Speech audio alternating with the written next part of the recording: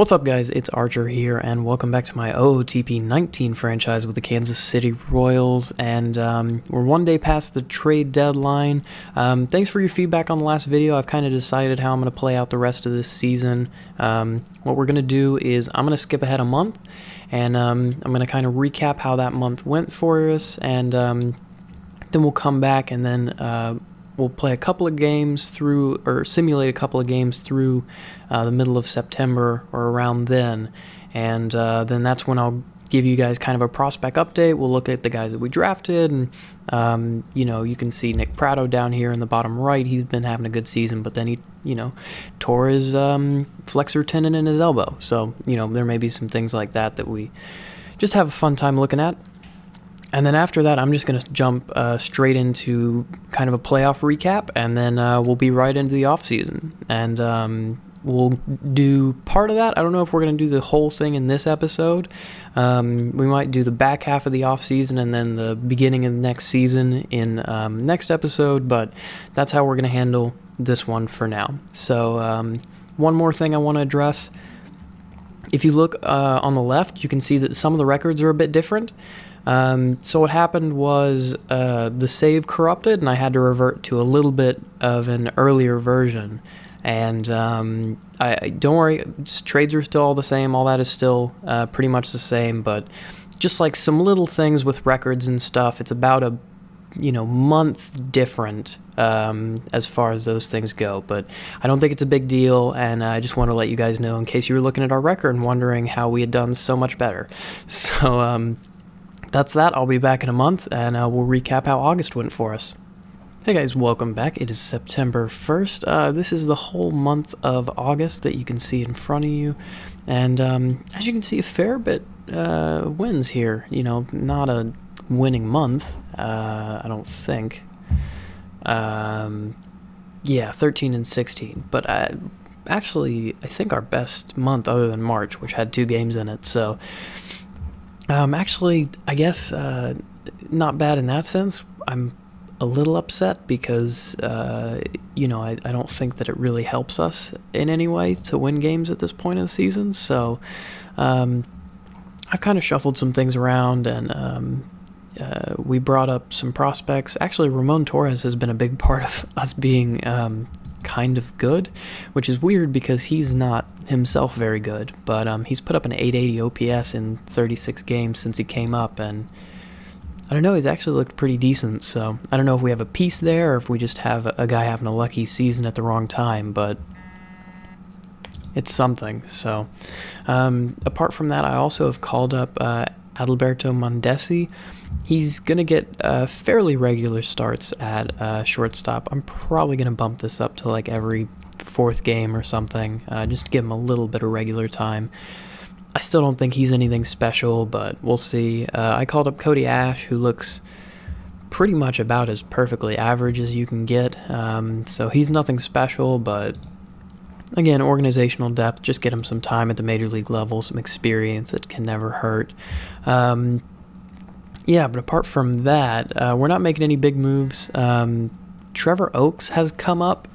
I think I've already showed you him a little bit, but he has 36 innings under his belt, and he's actually looked really good. And I say good, in reference to my expectations for him, which were very low. So compared to those, he's doing great. I think he can kind of be that sort of a 4th starter on a winning team, and those are important. You have to have those guys. You can have all the stars, but if the surrounding pieces are garbage, you're going to have a tough time winning. So, finding some of those in the early stages of rebuild is, it's kind of important, at least to me. So I'm going to play until the minor league season ended. That's kind of what I decided while I was simulating through, is that would be a good time to start showing you things, and specifically really just when the rookie leagues end was back in August. So we're not really doing it for that. We're doing it more for kind of the higher levels, which have 3 games left or something like that. I believe that all of our minor league, I think they're all pretty bad. Yeah, well, actually the Lexington Legends have been pretty decent, but I don't think anyone made the playoffs is what I guess I'm trying to say. So we shouldn't have to worry about that. And yeah, I'm just going to sim like a couple of days ahead, and then I'll be back and we'll go through our prospects. So we'll see how maybe some of them are kicking on, some of them are off to some hot starts, and I'm excited to show them to you. So let's see you in, let's say, like 3 days. Welcome back, guys. This is my short list of all the prospects. I realize that I haven't showed you guys how to find this yet, and I think this is something that's really helpful, at least to me, while I play. So if you're new to the game, if you just click on your name, and then you go down to Player Search and Shortlist, and you click on that, all the players that you've added to your shortlist will be there. You might have to change the sorting. It might be on like all pitchers or something a little weird, but yeah, this is where you find, and it's a really good way for me to keep organized, like I've said before, and it's something that I recommend that you at least kind of try, is shortlist the prospects that you're really excited about and kind of manage them on your own, and then just let the system take care of itself as far as the rest of it goes, because like I said, with those lower level prospects, a lot of times the AI is pretty good about it. So let's start looking at some of our prospects. So first I'm going to start off with Noah Cardenas. Some of these ratings have changed as well, just because of the way that rescouting has worked, and you know, ratings are kind of fluid anyway, but this is Cardenas right now. He actually has been having a pretty rough time in the Pioneer League. At one point, I think I had him down in the Arizona Rookie League, and he'd been really good. So I kind of moved him up a touch, and he's been less good. So I think that's kind of to be expected. I was pushing him a little bit, and you know, that's kind of on me, but also I'm a little aggressive, or at least I tend to be aggressive with my prospects. Prado, I think we've already spoken about. He's injured, but he was having a really great season before he went down. I was thinking about actually moving him up into just straight A ball, not even going to low A ball. Jose Betances, guy we got in that Houston trade with us, actually 25 innings. Not great peripherals, but decent enough. And I think actually this guy is going to be a bit of a bust. I think that, you know, my scout kind of oversold him, and then when we got him in the organization, he's not as high on him. So, you know, that happens, and I'll keep an eye on him just because I know that my scout at one time did kind of like him. So we'll keep an eye on that as we go forward. But yeah, not too excited about him right now. Alberto is the closer we got back in that Houston deal. He's actually been pretty decent, and the biggest thing for me at a lower level is strikeouts. I don't really care about walks or anything too much, but strikeouts is kind of important to me, because that shows me how your stuff is developing and whether maybe you can take a little bit of a step up. So he's doing okay. Again, these guys are like 18, 19, so we have a lot of very, very young prospects, and you can't expect them all to be good, and year to year they're going to vary a lot. Robinson Ortiz, the best piece we got back in that Dodgers deal, scout's a little less high on him now than he was before, but you know, I still have faith. I think that this guy's going to be really good, especially if we can get that velocity up, you know, just like 2 ticks, and that'll really help his stuff be really nice. But his peripherals actually were a lot better than his results. 7.7 Ks for a control guy like him is not that bad. And like I said, he's throwing 86 right now, so I think that can improve. He's only 18, like I said, with all these guys. That's a bit of a caveat. Jairo Solis, really good season actually, and I probably should have moved him up, but he only had like 21 innings, and so I was like, I'll just kind of wait on it. So he will be starting next season at a bit higher, probably like low A or maybe just straight A. I haven't decided yet. I might have him start in A ball, and then low A is half season ball, so I might just move him into low A when that season starts if he's struggling a lot. But yeah, really great season from him, and I'm pretty excited.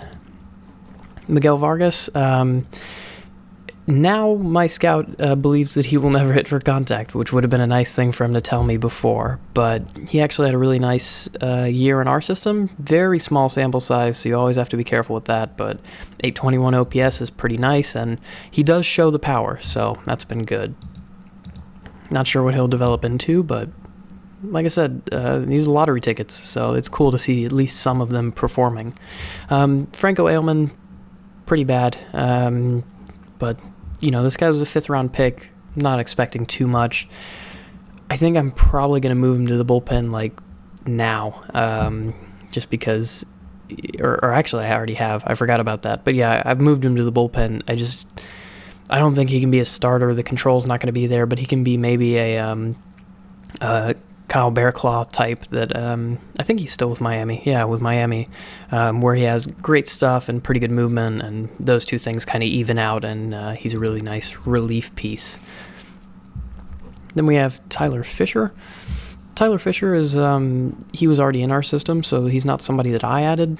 He didn't have a particularly great season, but the strikeouts were there, and, I think he's got the potential to be decent enough. This is not a number 1 starter profile, but, this is a 3 or 4 maybe if everything goes right. Just kind of a cool guy, and nice to see him progressing. He'll probably move up a level as well. Caleb Hill, our first-round draft pick, weirdly, his profile has inverted. So I don't know if you guys remember this, but when we drafted him, he looked like a control lefty who may never have the stuff, and now my scout believes that he's going to be a stuff lefty who may never have the control. So that's been a little bit weird for me, but he had a pretty decent season. Don't look at the ERA with any of these guys. Like I said, nice K per 9, and walks weren't too bad, so I think he probably will be ready to move up next year as well. Caden Monk actually looks pretty decent, and had a pretty good season as far as I'm concerned, with such a small sample size involved. So yeah, Caden Monk might actually be a little bit of a piece for us. Anthony Sigler, our big guy, his ratings still look really great. He did not have the best of seasons, but he had a decent OBP, decent-ish slugging, and so the OPS wasn't awful. And overall, he's 19, he's a catcher, and so I think the bat's going to come a little slowly for him, but I'm actually really excited about this guy just as much as when I drafted him. I think that we actually have a star catcher on our hands, and that's me being super optimistic because he's in the Arizona Rookie League, and there's so many things that could go wrong between now and him getting to the majors. But I think we might have hit on this guy, and with the 18th pick in the draft, getting a guy like this, that would be pretty awesome. And then Manzueta is in our international system still. I took a look at him about a month ago. He doesn't look as good as when we signed him, but he also doesn't look good enough to play in the Dominican Summer League right now. So yeah, we're just going to leave him there until he's ready. He may never be. It may end up that I should have just gone full in on Navarro, but you can't know those things ahead of time. International free agent signing is such a gamble, even more so than just regular prospects. So that's that. I'm going to go until the playoffs start, and we'll do a little bit of a recap. I'll probably actually just sim all the way through the playoffs and just tell you what happened, because we're not involved in them, and as a rebuilding team, we don't super care. We might be interested as to how Cleveland and Minnesota shake out, but that's kind of it. We just want to see where the people in our division are. So I'm going to go till there, and we'll be back to recap things. So welcome back, guys. I didn't want to be back this early, but Anthony Sigler has decided to go into his football career and not play baseball. So,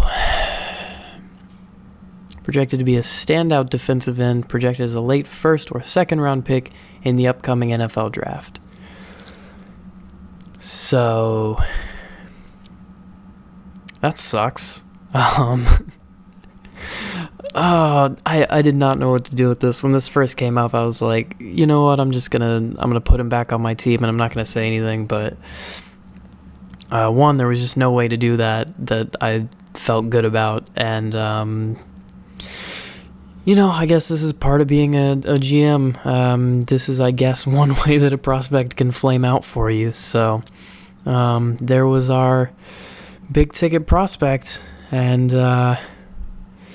guess we have to find another way. I guess this puts a lot of pressure on Noah Cardenas, and I'm not so sure how that's gonna go, but who knows?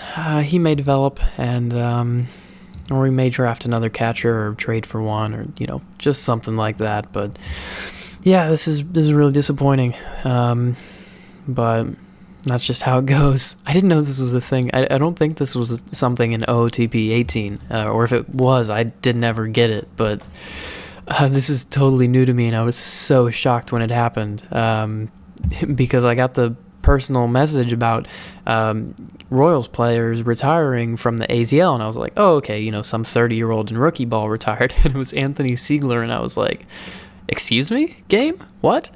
So yeah, that's the thing that happened. This game is crazy sometimes. Anyway, I'll be back for the playoffs, and we can recap those. Rebuilding it's fun, guys. I swear. I swear it's fun. Oh, man. See you when the playoffs end.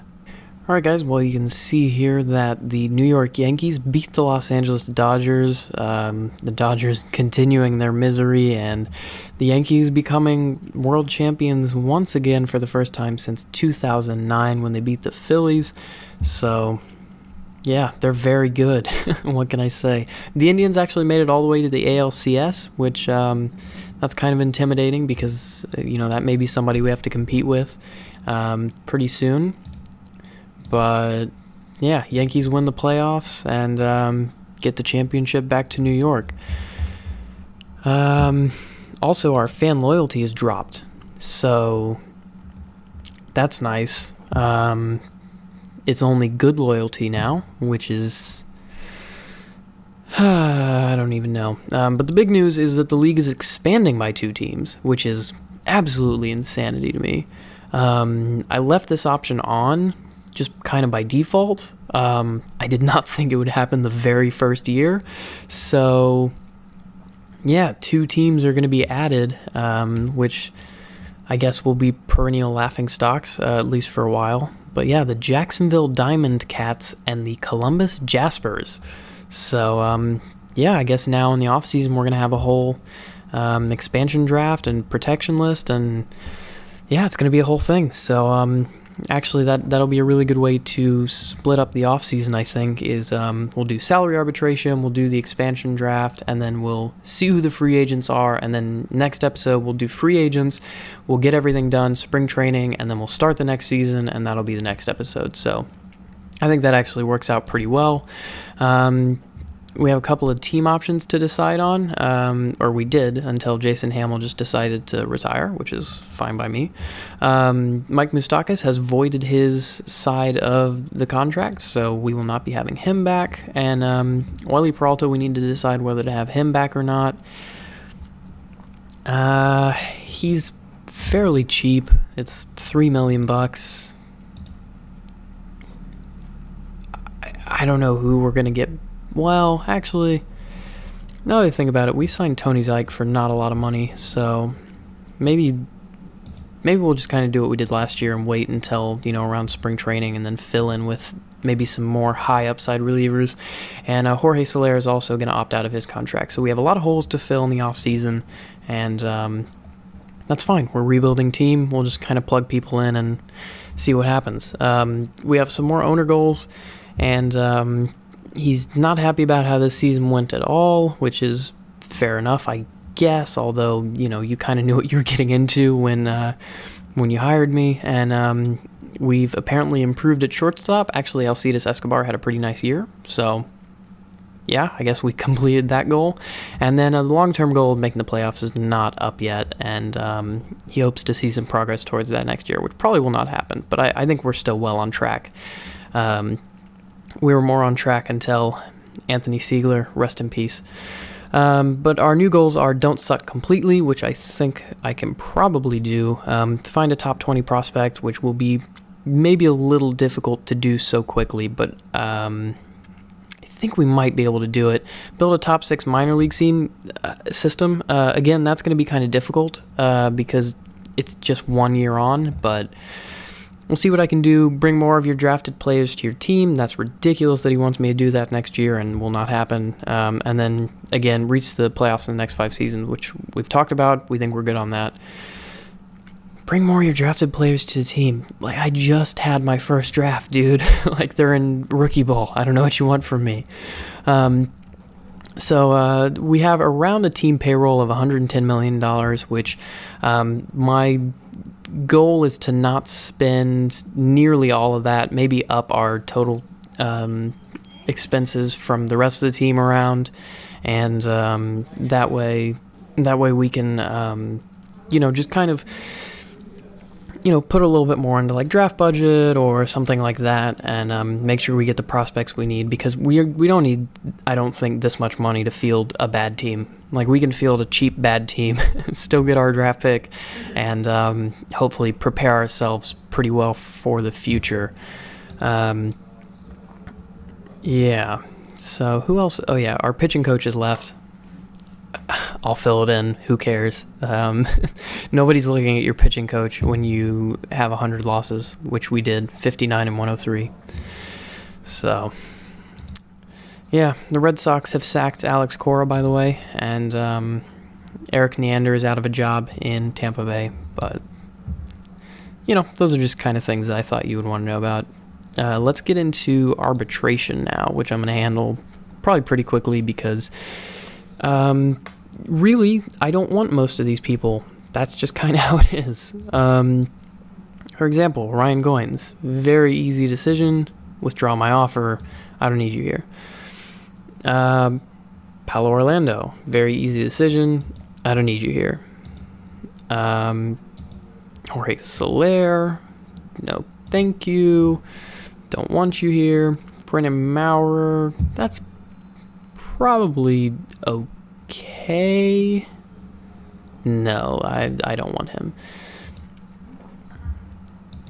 And then Justin Grimm.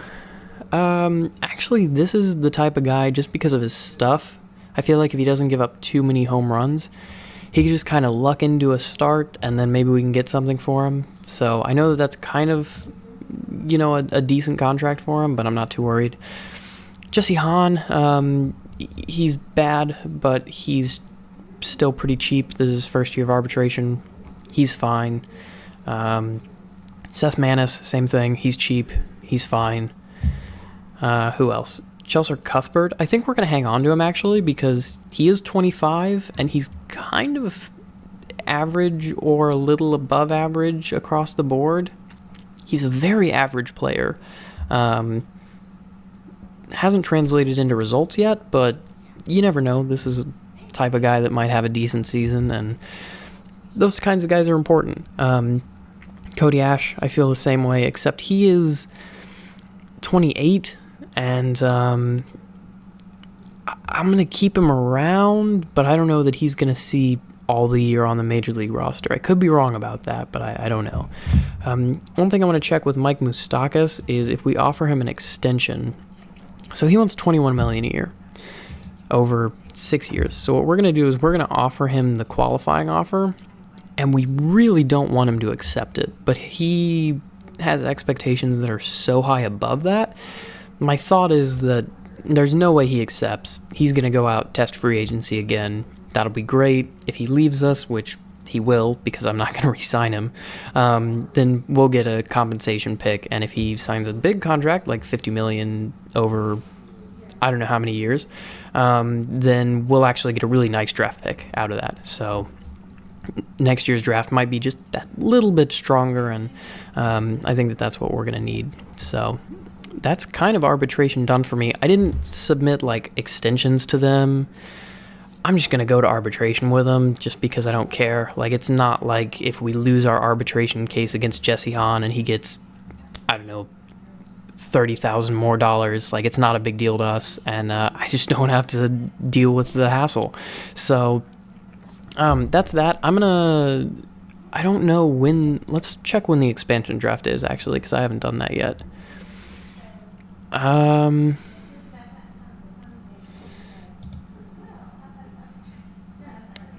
So yeah, that's way up there. So what I'm going to do is we're going to go all the way to free agency filings. I'm going to show you the awards, don't worry. But we're going to go to free agency filings, take a quick look at the free agents, and then we'll do our protection lists, which really isn't that important to us. It's not like we have anybody important to protect. And then the expansion draft, and then we'll end this episode off, and then we'll start next episode with free agency. So that's how that's going to go. For now, I'm going to sim to free agency, and I'll be back when I'm there. Alright guys, welcome back. It is November 24th. Free agent filings have happened, and we have all the awards to go through. So I'm not going to go through all the gold gloves and silver sluggers, but I'm going to give you them. I'll note a couple of things. Alex Gordon won a gold glove for us, which is, yeah, it's dope. He's a franchise legend, so it's pretty cool. In the NL, nothing really special. But Ronald Acuna did win a gold glove as a left fielder, so that's cool, I guess. I'm, again, really excited about him in real life. Aroldis Chapman won the reliever of the year, with Ken Giles finishing second, Craig Kimbrell finishing third. Kimbrell is a free agent this year, which is not something we're looking into, but I'm sure somebody will. Kenley Jansen won in the NL, and Felipe Rivera was second, AJ Minter third. If we go to the Silver Sluggers, it's not a surprise that we didn't get any, so, you know, I'm not too disappointed. This is pretty much everybody that you would expect going into the season, except maybe Justin Smoke. But, you know, he hit 44 bombs, so what are you going to do? In the NL, we have Jake Arrieta with a anemic line to win the Silver Slugger for NL pitchers. And nothing really besides that, except Rhys Hoskins kind of living up to his name. I'm not entirely sure that I've pronounced his first name right, so let me know down in the comments if I've done that. And then Miguel Andujar was the top American League rookie in 2018, and Austin Hayes finished second, Francisco Mejia third. I'm trying to show you these guys for just a second so you can pause it if you want. Ronald Acuna finished first in the NL, Brian McMahon second, and Jesse Winker third. Let's see, best manager, we have Aaron Boone, so in his first year wins best manager. That's pretty special. Dave Roberts was selected manager of the year in the NL, sparked him to a 99-64 record, and Jose Barrios won the AL Cy Young, which is crazy, and I don't think it's going to happen in real life, but hey, pretty cool. Carlos Carrasco finished second, and Aroldis Chapman actually finished third, so he got a fair bit of votes despite being a reliever. In the NL, we have Clayton Kershaw with his, you know, bazillionth Cy Young. He's actually opted out of his contract, which is interesting. Kenley Jansen finished second, again a reliever getting some notice, which with a 1.28 ERA, I imagine you would, and Max Scherzer finishing third.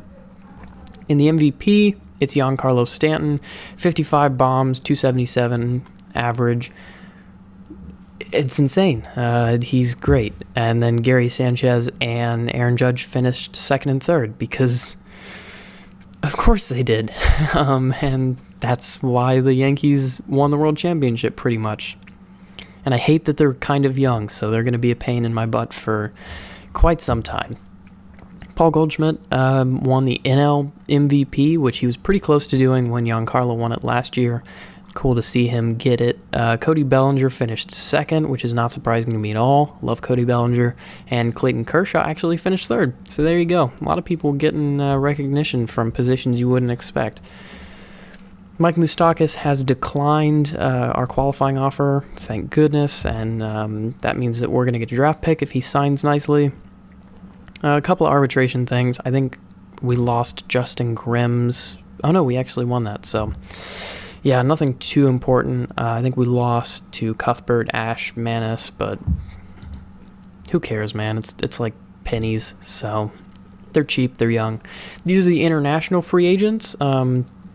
I think I just have it on standard still. At some point, I might bump up the amount of these that come out, just depending on like where I feel about quality and all that. But for now, we have Luis de la Fuente, Ismael Navas. He's actually pretty decent. Not even going to try on that name.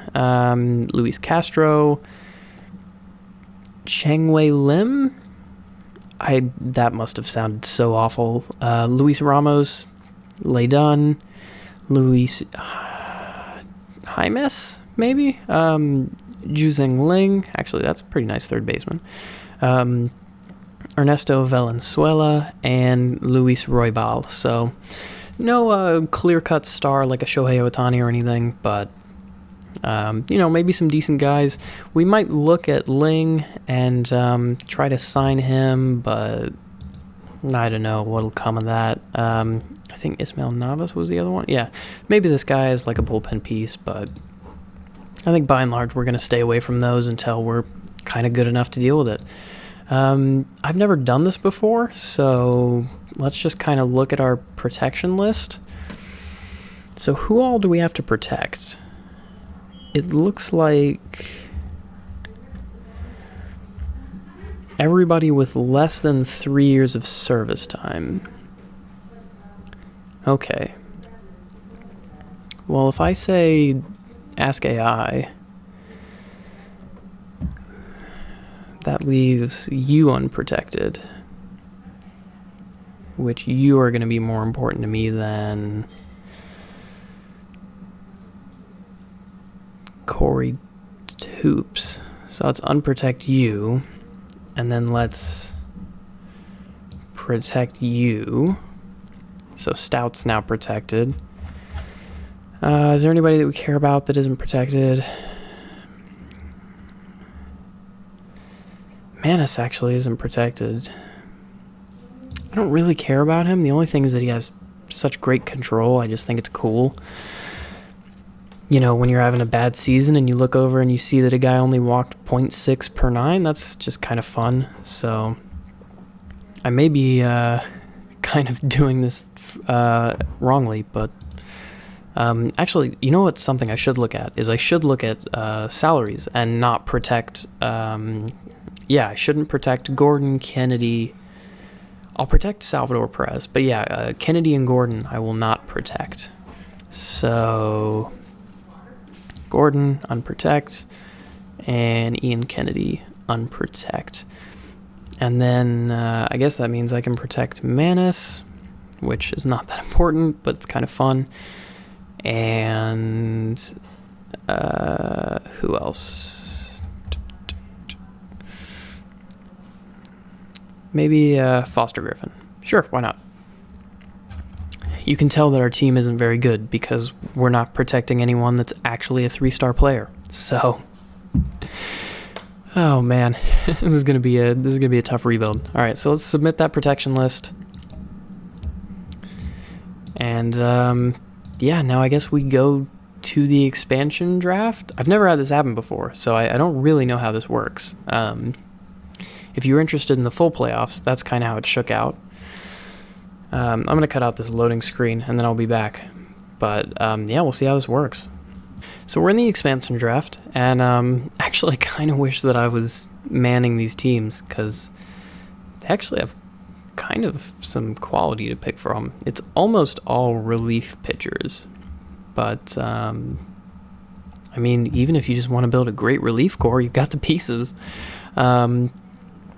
If I press auto draft until next pick by Kansas City, I won't ever have a pick, right? So I guess that'll just finish it.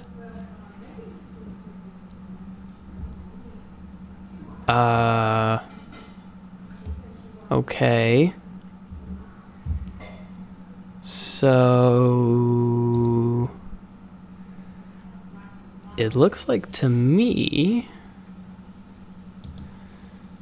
that if we look at our salaries, Alex Gordon got drafted by one of those expansion teams. So I don't think that the people of Kansas City are going to be super happy with me for that, but getting his contract off the books is super nice. I wish that Ian Kennedy had been taken with him, but hey, what can you do? I kind of want to look at these rosters and just see. Huh. Yeah, let me see maybe who drafted him. So, where are they? The Jacksonville Diamond Cats. That's one of the teams. Doesn't look like they drafted. This is actually a decent team. Hey, Jesse Hahn. Maybe I should have protected him. Yeah, this actually looks like a pretty decent team. Not great on the offensive side, but oh man, I actually think they're going to be better than us. Oh, that sucks. It doesn't look like they drafted Gordon though. Although it doesn't look like you did either. So who? Okay, so it must have been the other team. Yeah, clearly it's Jacksonville then. And they're not starting him. Huh. I may just be blind. That's entirely possible. But no, he is on the Columbus Jaspers. So I'm blind. Okay. Good to know. So Alex Gordon, thank you for all your service to the franchise. You will be missed. Your money that we are paying you, or that we were going to be paying you for the next year or so, will not be missed. So thank you for the $20 million. I think that's going to about do it, guys, for this episode of my OOTP 19 franchise. As always, I've been Archer, and if you liked the video, please consider subscribing. It really helps me out, and we should have that next video out fairly soon. I'm going back to college soon, so upload schedule might get a little weird. I'm going to try and do, if nothing else, at least one video per week, so I might hold off on posting the second part of the off-season until sometime around midweek, and then hopefully on the weekends I'll be able to pump out a little bit more content and get things going a little bit better. So we'll see how that goes. In the meantime, just thank you so much for watching, guys. I really appreciate all the support, and I hope to see you guys on the next episode.